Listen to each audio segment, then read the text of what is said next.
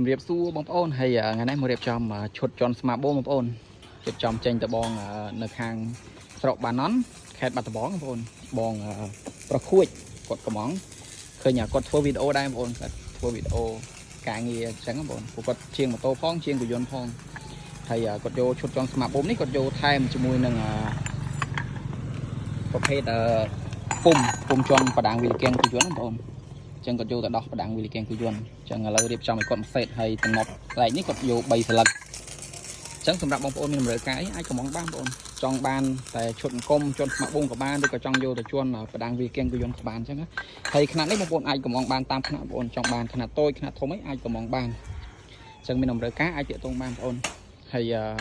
ការងារក៏ជួបភ្ញៀវមួយដែរបងប្អូនការងារតឡើងអង្គមឥឡូវជាងកំពុងតែតឡើងឈុត3មុខងារបងប្អូនប្រភេទបោជិចនៅជុំគ្នាហើយនឹងជន់ស្មាបូមហើយគុំសកត់ហ្នឹងក៏ជិតគ្នាដែរបងប្អូននៅតឡើងបោជិចឲ្យភ្ញៀវមួយទៀត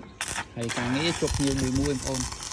ហើយប្រភេទបោជិចនេះអត់មានម្ចាស់ទេអញ្ចឹងបើសិនបងប្អូនមានតម្រូវការឈុតកង់ត្រេកង់ម៉ូតូនៅផ្សេងគ្នាប្រភេទខ្នងបោខ្នងជិចអញ្ចឹងអាចកំងបានបងប្អូនຂະຫນាត់នេះតម្លៃសមរម្យបងប្អូន